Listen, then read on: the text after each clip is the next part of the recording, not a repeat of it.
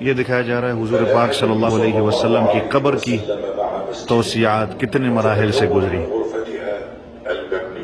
کہ پہلے حضور صلی اللہ علیہ وسلم کی قبر کس طرح تھی۔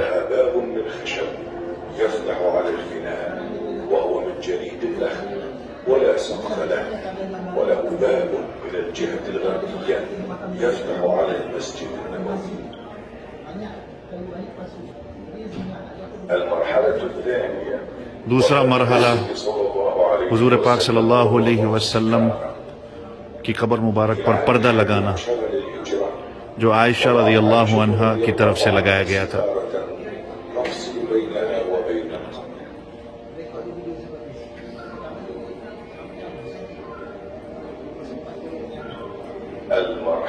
تیسرا مرحلہ حضور پاک صلی اللہ علیہ وسلم کی قبر کا، جب حضرت ابوبکر صدیق رضی اللہ عنہ کی وفات ہوتی ہے۔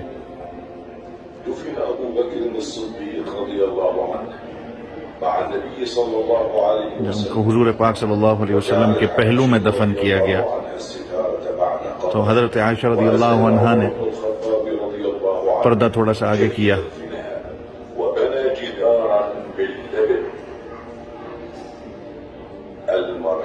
چوتھا مرحلہ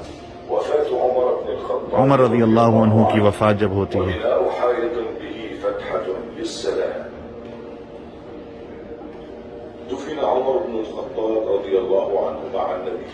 حضور پاک صلی اللہ علیہ وسلم کے پہلو میں ان کو دفنایا گیا، اور حضرت ابوبکر صدیق رضی اللہ عنہ کے ساتھ، حالانکہ وہ نامحرم تھے ام المؤمنین کے لیے، تو انہوں نے دیوار بنا لی ام المؤمنین عائشہ رضی اللہ عنہ نے۔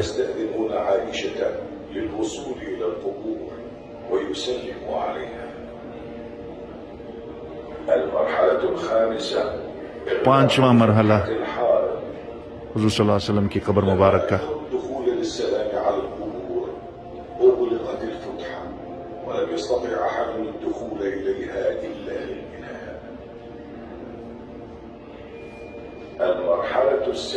چھٹا مرحلہ ام المؤمنین عائشہ رضی اللہ عنہ کی وفات، اور دروازہ حجرے کا بند کر دیا گیا۔ پھر اس کے بعد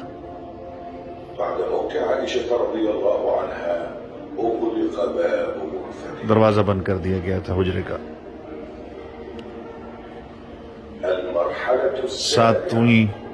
ساتواں مرحلہ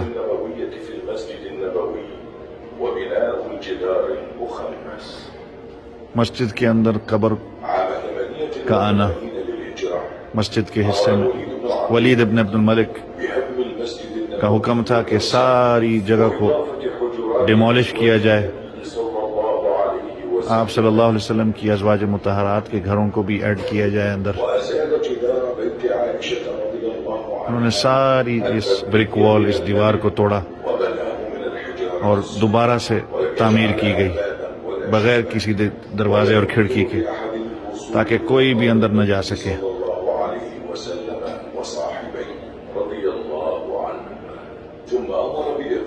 اس کے بعد ایک اور مزید دیوار بنائی گئی۔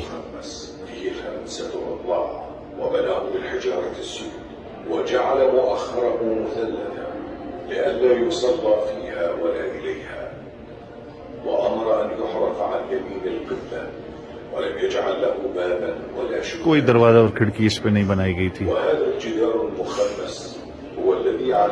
اور پھر اس کو پردے سے بند کر دیا گیا۔ اور یہ آج جو قبر جو ہے حضور پاک صلی اللہ علیہ وسلم کی جو روضہ مبارک ہے، وہ آج اس طرح ہے، اس کو آپ دیکھ سکتے ہیں۔